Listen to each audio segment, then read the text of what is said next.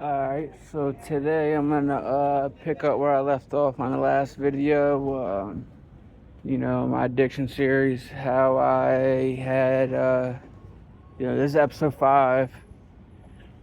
Before I say anything, this is not to glorify, I'm not on here to make money. My whole point is to get my message out and, just to show the youth that addiction does not discriminate, and nobody grows up saying I want to become a drug addict. It's a progressive disease. uh and if I can just stop one person from going down the path that I went down, and basically, and save them like a life of misery, that's a goal achieved. And also, not just for that, I'm also want to get the message out to the public that um,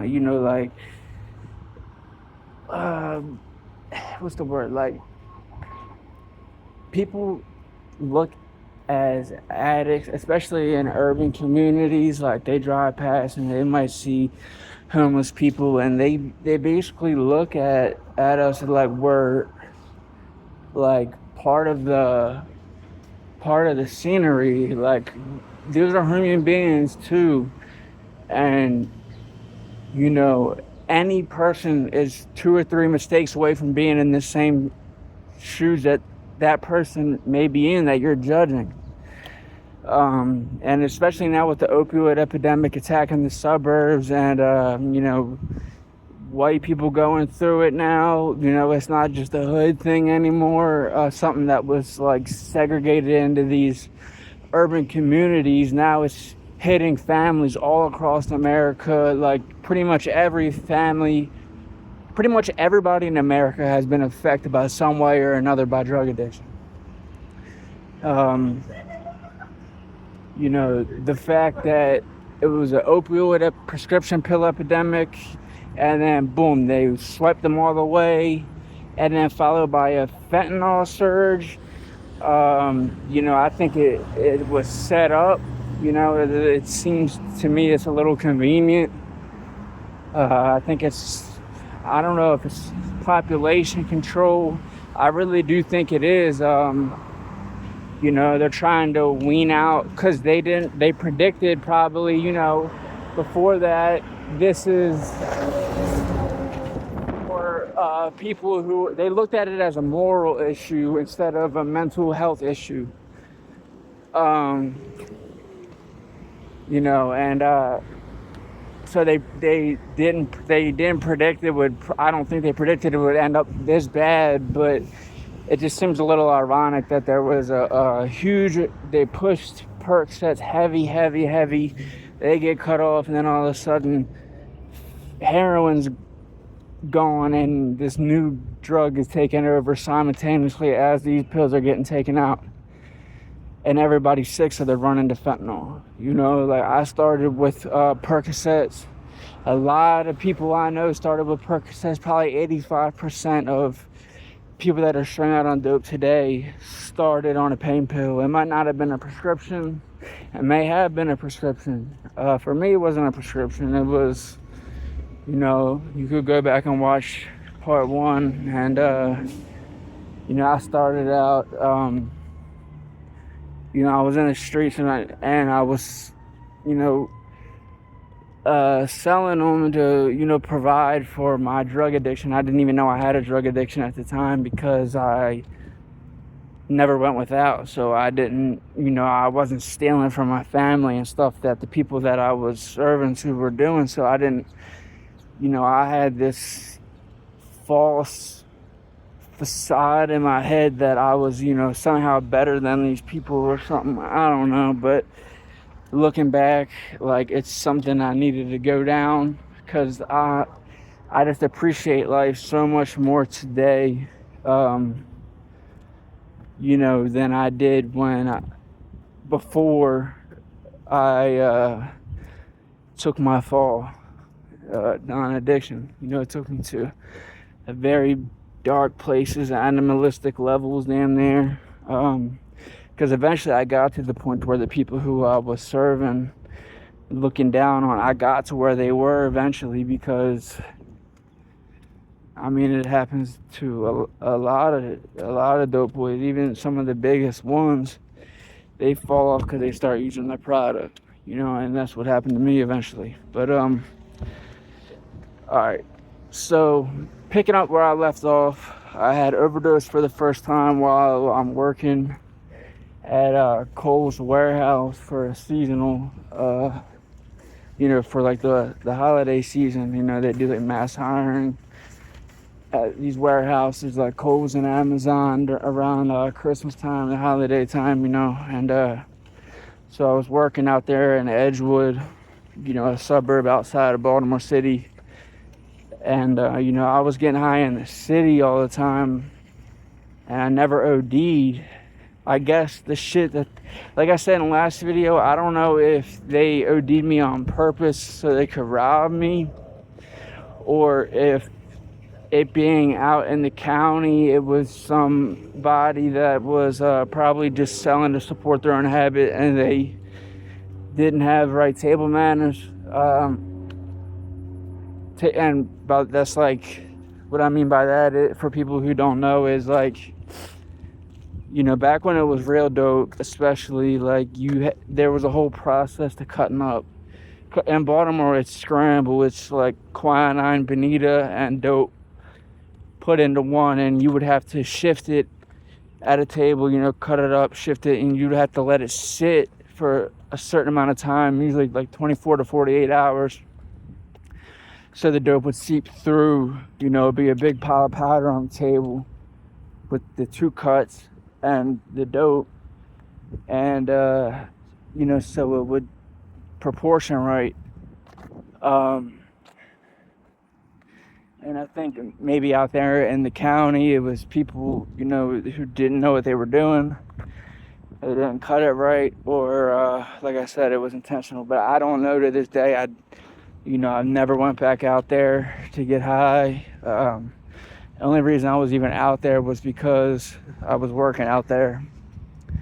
But so I pulled I woke up in the hospital after I OD'd.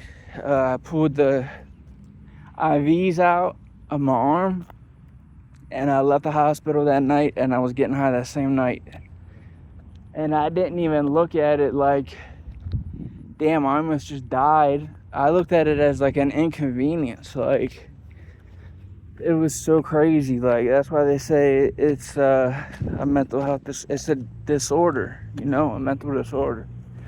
Some people say it's a disease, whatever, but in the big books and stuff, that's old literature. They talk about it being a disease, but going through multiple rehabs, like the updated literature, not the NA big book, but like,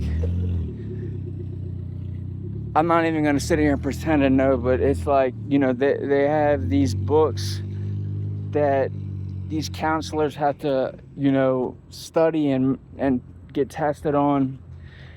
And it's like the science behind the addiction.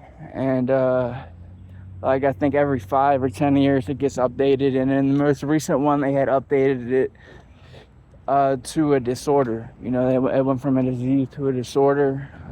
I really couldn't even tell you the difference between a disease and a disorder. But long story short is it's not a moral issue. It's something mental. A lot of us were getting high to self-medicate. Like, at the time I didn't realize it, but looking back on it, like, I definitely was self-medicating.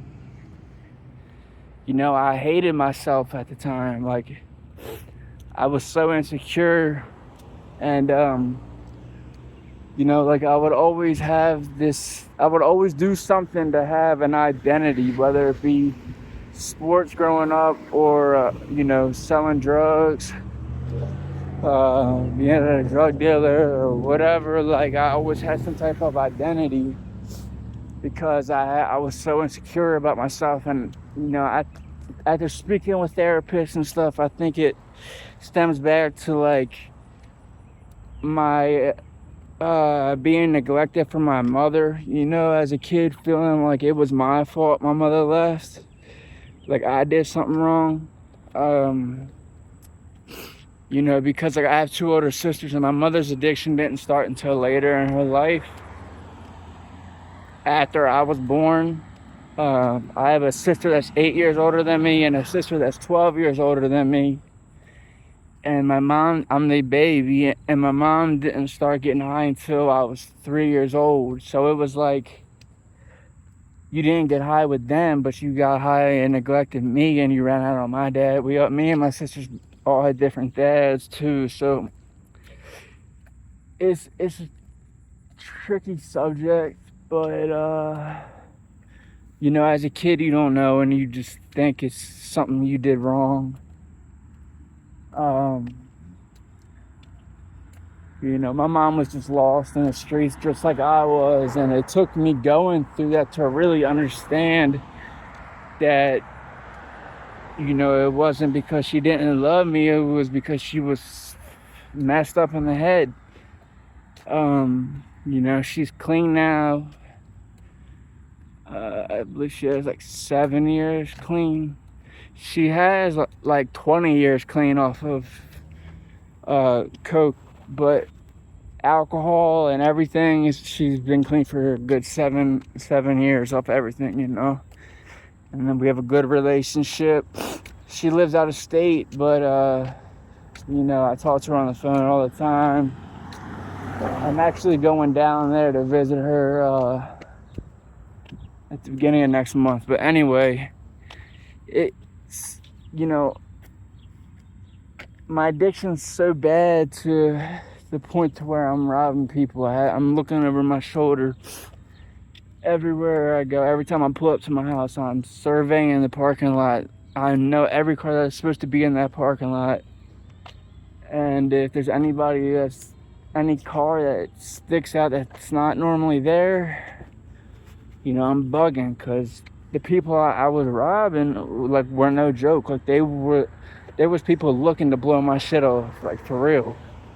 And that was a terrible existence. Like, I pretend, like, you would have never knew I was afraid.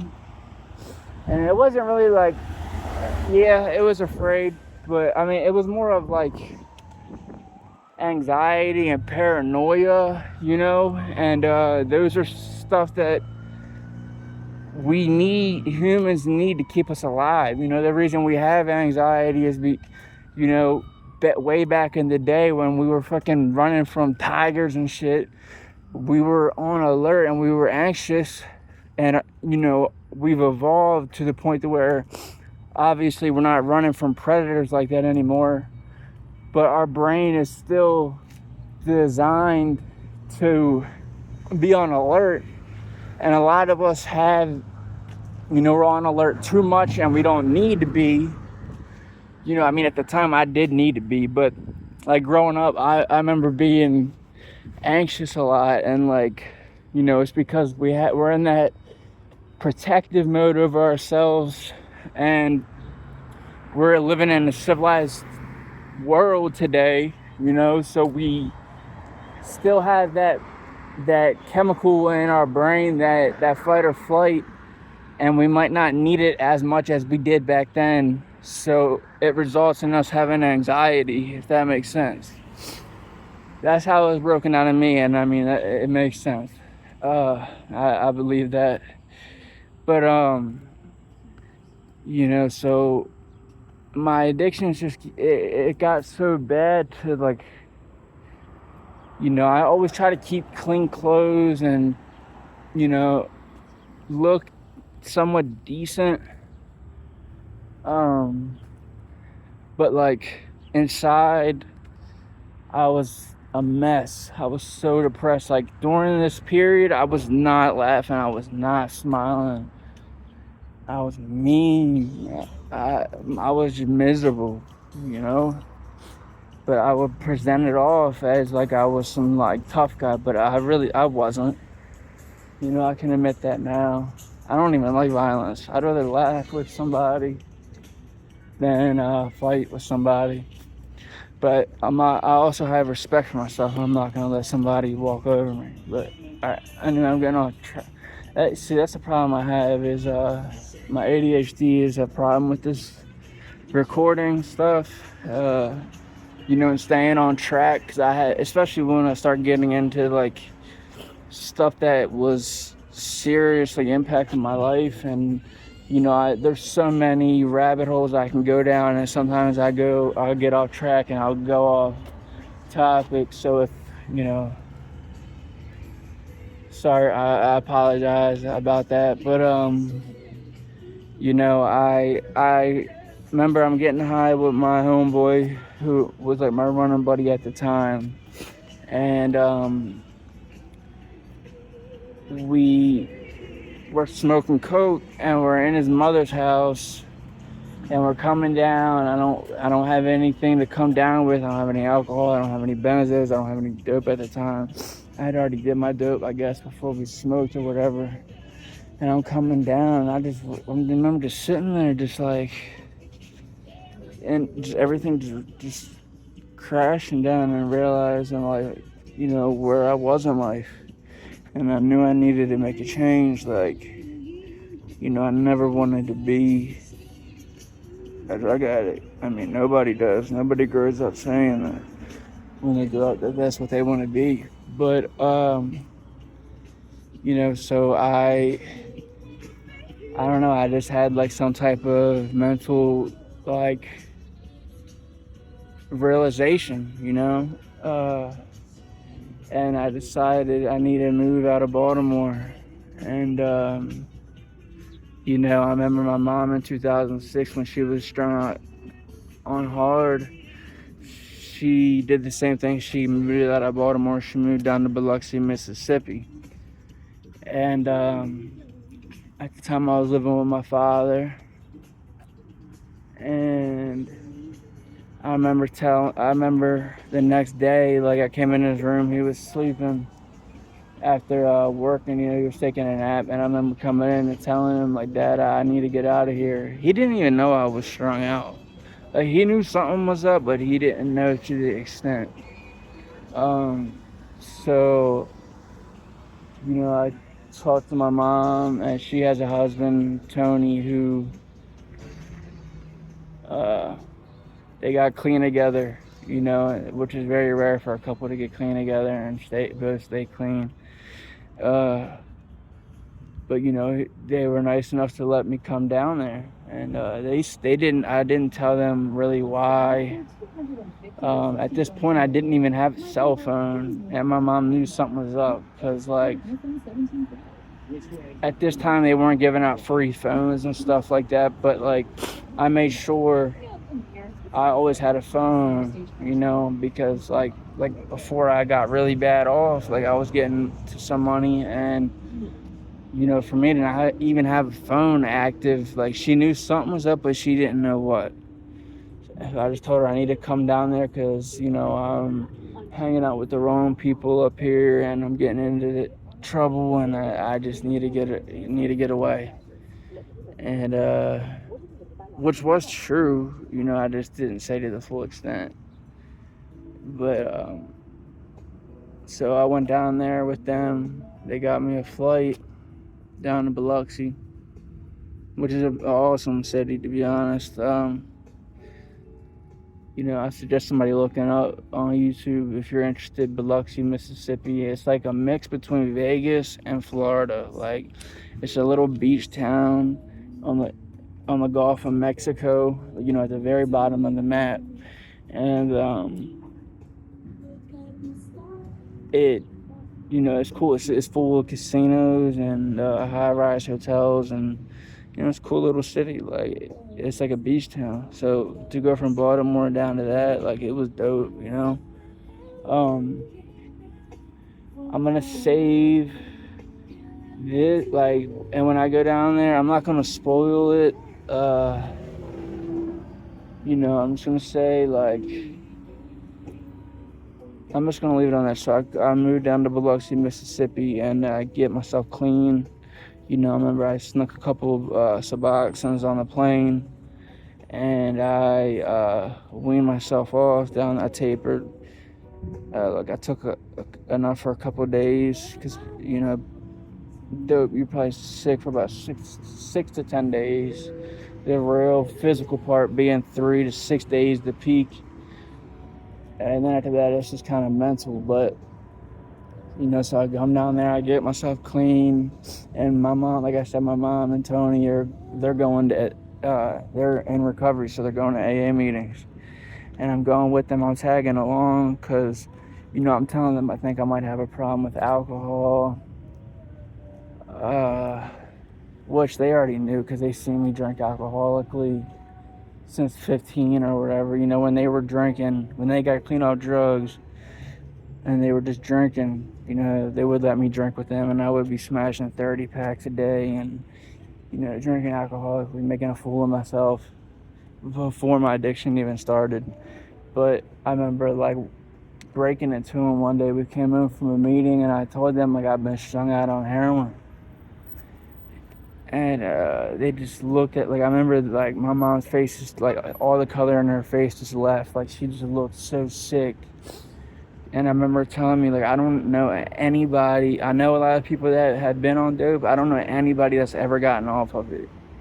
Because, like, dope has this thing. The reason dope and coke, the difference to me is dope will always call you back. It will always call you back. Like, even if you've been clean for a year, 2 years, I've only been clean for a year. And, that was when I moved down there. But, like, you still have cravings because that euphoric recall. But you can go in the rooms and get a network and, learn, like, get tools to learn how to combat that when you do get that craving or whatever. But yeah, I just remember telling her like that, and she was just so scared. And, I did good for a while. And I'm going to get more into, like, what I was doing down there while I was clean and everything. And, yeah, I'm going to get more into that in the next episode. I'm going to leave this episode on this. I love all y'all. Be safe. Stay free. Stay blessed.